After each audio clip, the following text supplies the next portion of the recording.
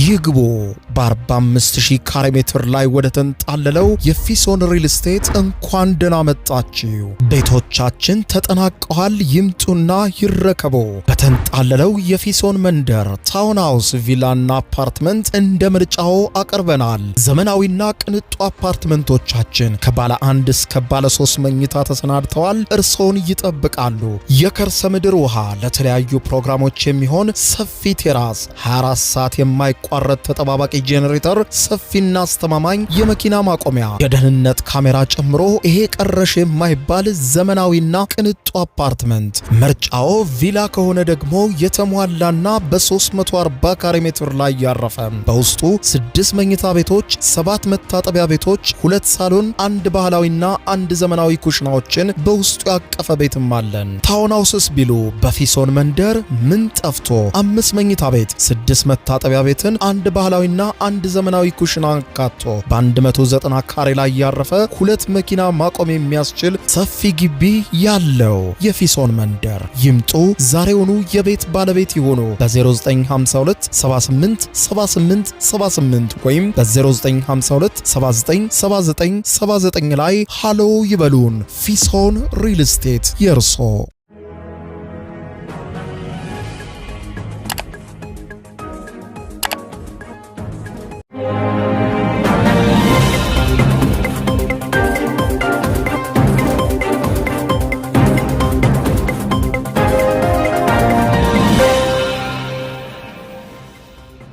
ጤና ይስጥልኝ ክቡራትና ክቡራን የዩቲዩብ ቻናል ቤተሰቦች፣ የሰዓቱን አጫጭር ሰበር መረጃዎች ይዤ ቀርብ ያለው በርከት ያሉ ዓለም አቀፍና ሀገርኛ መረጃዎችን፣ ታማኝ የዜና ትንታኔዎችን በስፋት በየሰዓታቱ ልዩነት ለማግኘት የዩቲዩብ ቻናሌን ሰብስክራይብ በማድረግ የደወል ምልክቷን መጫን አትዘንጉ። ወደ ሰበር መረጃው አልፋለሁ። የአሜሪካው ፕሬዝዳንት ዶናልድ ጄ ትራምፕ ሌሊቱን መግለጫ እንደሰጡ በማለዳው የዜና ዘገባ ወደ እናንተ ማድረስ ይታወቃል። በዚያም መግለጫቸው ላይ የኢራንን የጦር አቅም ሙሉ በሙሉ አዳክመናል፣ የመሳሪያ ክምችታቸውንም በከፍተኛ ቁጥር ደምስሰናል ሲሉ እንደነበር ይታወቃል። ይህንን ተከትሎ ታዲያ ኢራን አሁን ከደቂቃዎች በፊት በሰጠችው ይፋዊ መግለጫ የኛ የጦር መሳሪያ ክምችቶች ያሉበት ቦታ እጅግ በጣም ውስብስብ ሊታወቅ የማይችል ነው ብለውታል።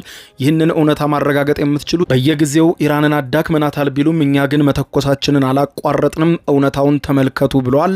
ከዚህም በተጨማሪ ደግሞ ኢራን ባወጣችው መግለጫ ሰፊ አድቃቂና አውዳሚ እንዲሁም ዘግናኝ የሆነ ጥቃት ልፈጽም ነው ስትል ነው የገለጸችው። በቀጣዮቹ ቀናት እጅግ ከባድ የሆነ እስካሁን ከተጠቀምኩት መሳሪያ የተለየ አውዳሚና ከባድ የሆነ ውድመት የሚያመጣ ጥቃት ልፈጽም ነው፣ ተዘጋጁ ስትል አውጃለች ኢራን በዛሬ ረፋድ መግለጫዋ። የኢራንን የመሳሪያ ክምችት አስመልክቶም እጅግ በጣም እንደተገረመ የሚገልጸው የኳታሩ መገናኛ ብዙሃን አልጀዚራ በጉዳዩ ዙሪያ ባለሙያዎችን ጋብዞ እንዲሁም ለመረጃው ቅርበት ያላቸው ሰዎችን አነጋግሮ ሰፊ ዘገባ ሰርቷል።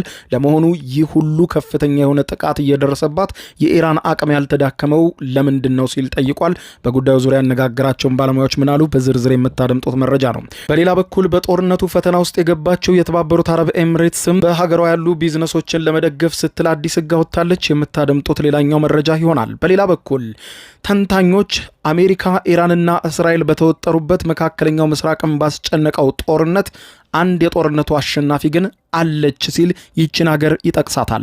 ለመሆኑ ይህች ሀገር አሸናፊ ተብላ የተጠራችውና በጦርነቱ ያልተሳተፈችው ከኢራንም ከአሜሪካም ከእስራኤልም እንዲሁም ከመካከለኛው ምስራቅ ውጪ የሆነችው አሸናፊ ሲሉ የኢኮኖሚ ተንታኞች እየጠቀሷት ያሉት ሀገር ማናት?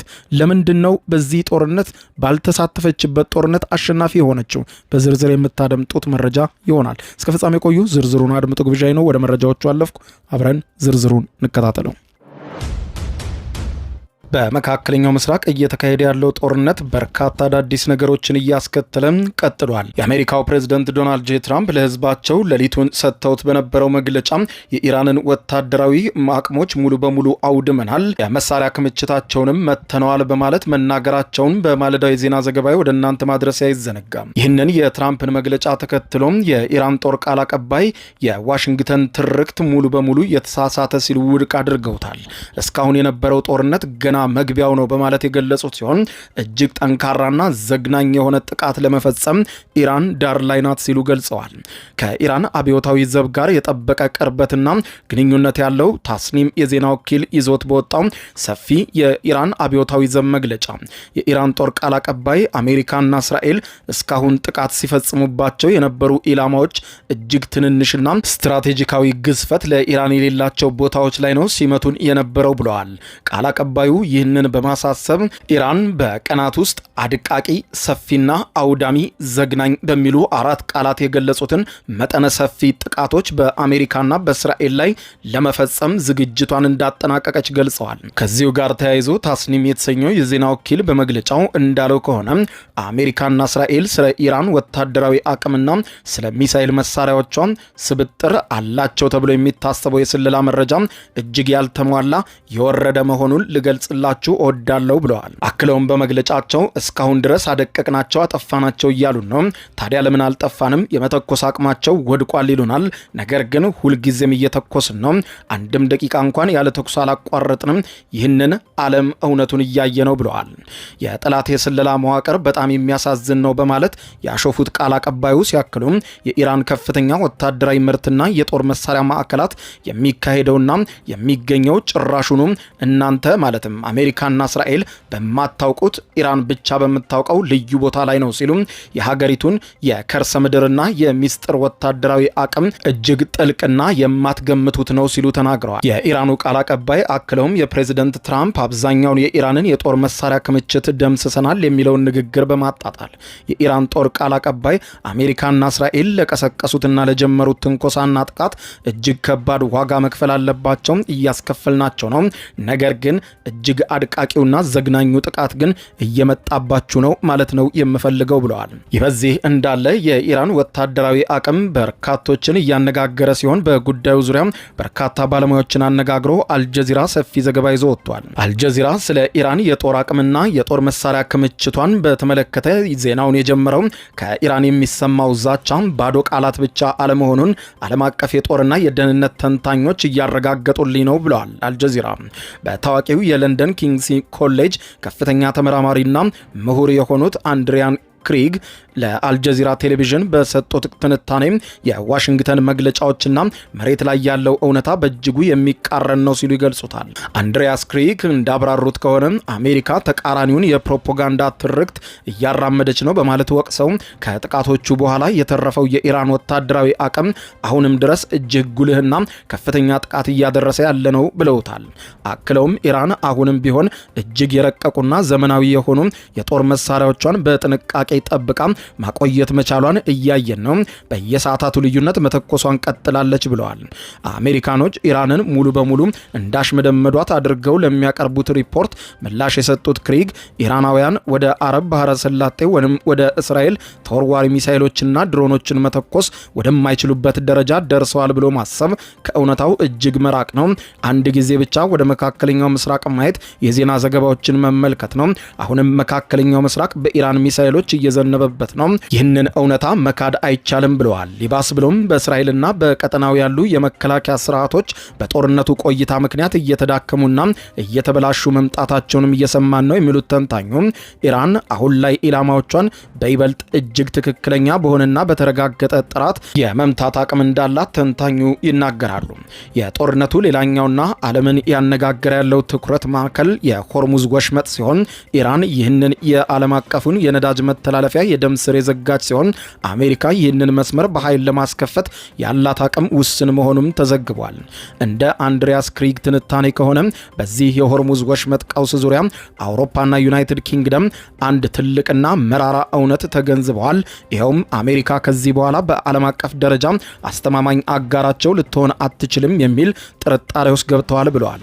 ይህንን ግዙፍ የባህር በርና መተላለፊያ ወሽመጡን በወታደራዊ ኃይል አስገድዶ ማስከፈት የሚቻልበት የሚደርስበት ምንም አይነት ወታደራዊ መንገድ የለም ሲሉ ክሪግ የኃይል እርምጃን አስፈሪነቱንና ከንቱነቱን ይናገራሉ። በመጨረሻም ተንታኙ ሲያጠቃልሉ ማናቸውንም አይነት መፍትሄ ግድ በዲፕሎማሲያዊ መንገድ ብቻ መምጣት እንዳለባቸው አሳስበዋል።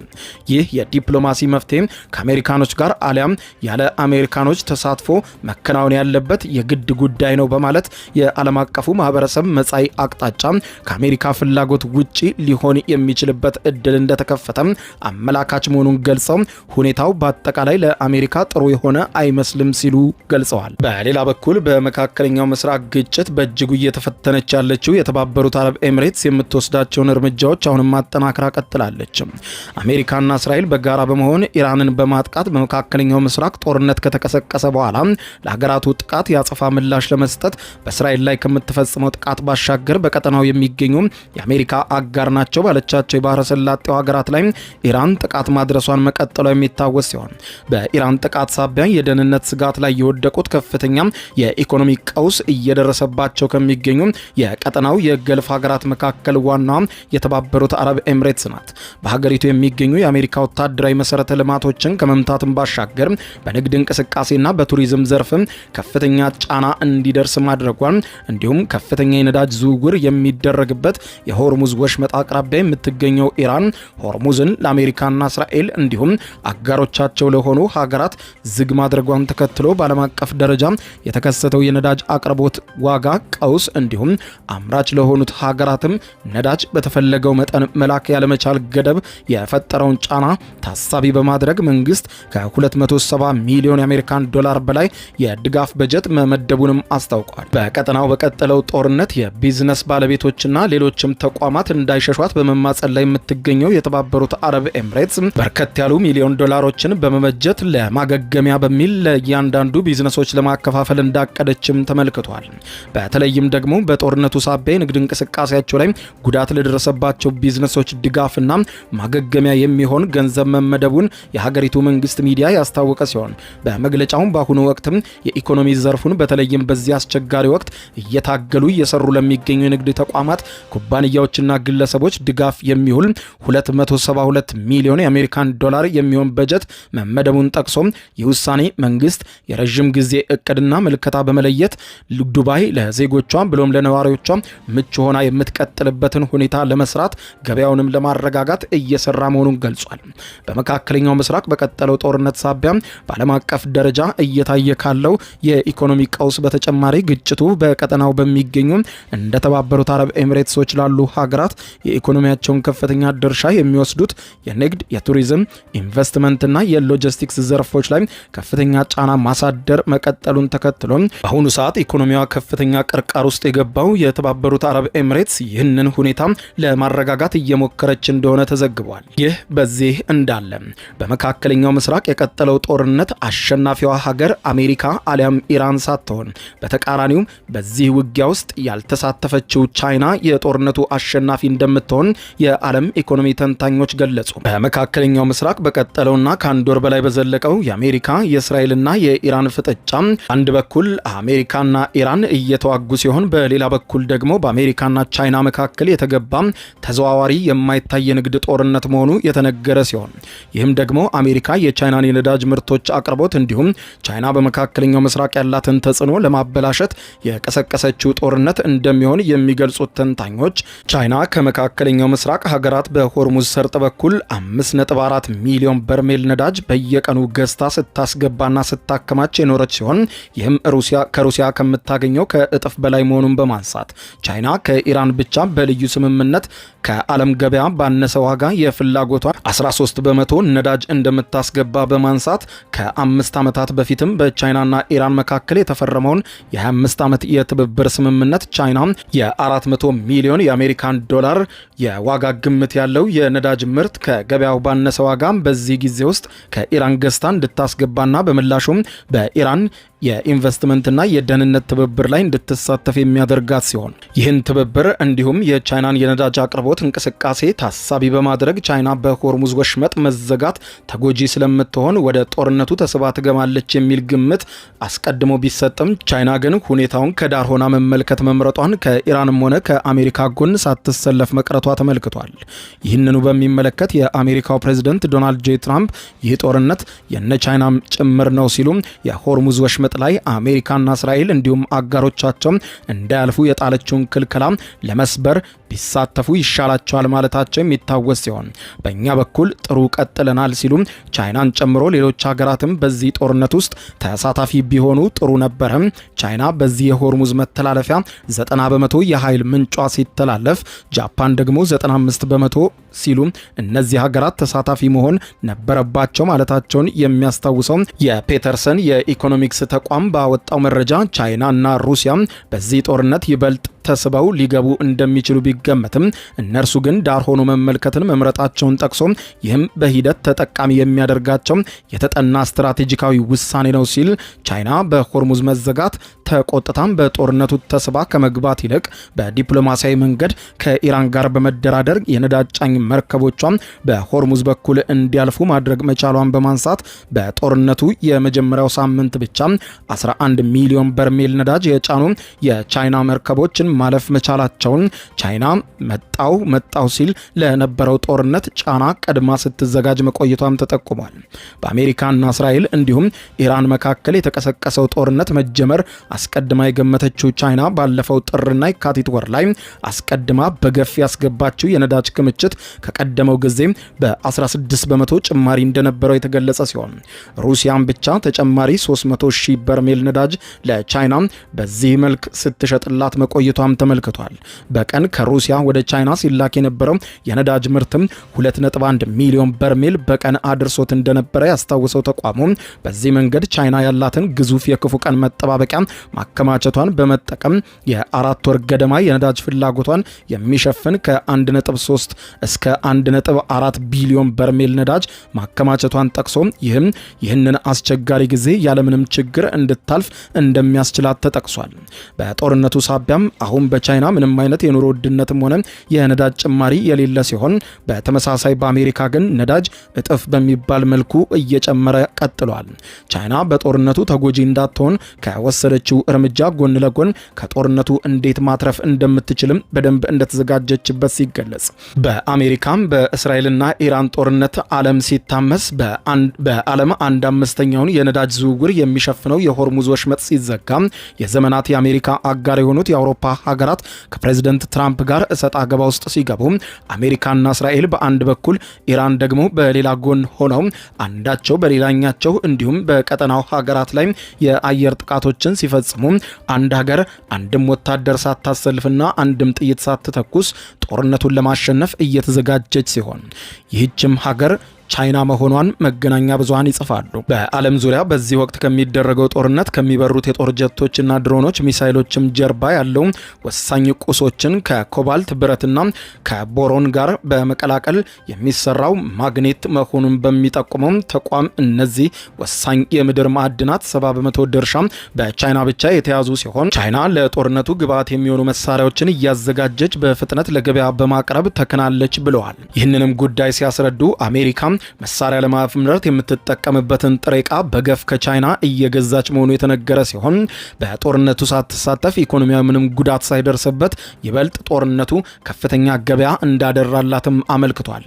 እነዚህ ለአሜሪካ የጦር መሳሪያ መስሪያ ግብዓት የሚሆነው ምርት 71 በመቶ ለአሜሪካ የተላከው ከቻይና መሆኑን በማንሳት ቻይና ይህንን ትልቅ አቅም በመያዝ ወሳኝ ማዕድኑን መደራደሪያዋ እንዲሁም ከዚህ አውዳሚ ጦርነት በኋላ የሚኖረው ትልቁ ገበያ ሊሆን እንደሚችልም በመጠቆም ከዚህም ባለፈም በጦርነቱ በኢራንም ሆነ በመካከለኛው ምስራቅ ሀገራት የወደሙትን መሰረተ ልማቶች መንገድ፣ ድልድይ፣ ሆስፒታልና የኃይል ማመንጫዎችና ሌሎችንም መልሶ ለመገንባት የቻይና ባለሙያዎችና ኮንትራክተሮች በከፍተኛ ሁኔታ ዝግጅት ላይ እንደሆኑ ተገልጿል።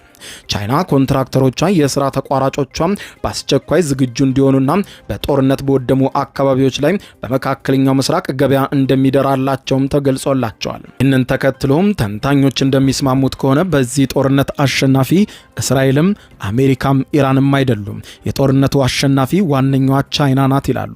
አስቀድማ ለጦርነቱ እንደሚቀሰቀስ በመገመት የበዛ መጠን ያለውን ነዳጅ ከማከማቸትም አልፎ ለጦር መሳሪያ ግብዓት የሚሆኑ በርካታ ማዕድናትን ከመሸጥም በዘለለ አሁን ደግሞ በወደሙ ሀገራት ገብታ መሰረተ ልማቶችን በመገንባት ከጦርነቱ በኋላም በኮንስትራክሽኑ ዘርፍ ከፍተኛ የሆነ ገንዘብ ለማጋበስ እየተዘጋጀች እንደሆነም ተመዝግቧል። ለዚህም ነው ተንታኞች የጦርነቱ ዋነኛዋ አሸናፊ ቻይና ናት በማለት የሚጠቅሷት። ክቡራን አድማጮች ለሰዓቱ ብታደምጧቸው መልካም ናቸው ያልኳቸው አጫጭር መረጃዎች እነኚህ ናቸው።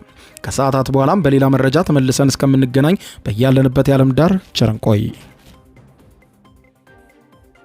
የዩቲዩብ የስኬት ሚስጥሮችን በዝርዝር የያዘው የአቤል ብርሃኑ የወይኗ ልጅ መጽሐፍ ሁለተኛ እትም በገበያ ላይ። ዩቲዩብ ለመጀመር በአጭር ጊዜ ስኬትን ለመቀዳጀት አስበዋል?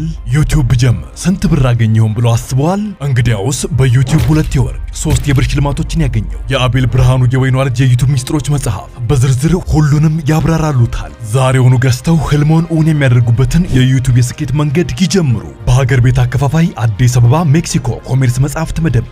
በውጭ ሀገራት ለምትገኙ ከአማዞን ላይ ብታዙ በቀናት ውስጥ ደጁ ይደርሳል። የአማዞን ሊንኩን እዚህ ቪዲዮ ኮሜንት ላይ ያገኙታል። የዩቲዩብ ሚስጥሮች ዘመኑ ጋር ተፈላጊ መጽሐፍ።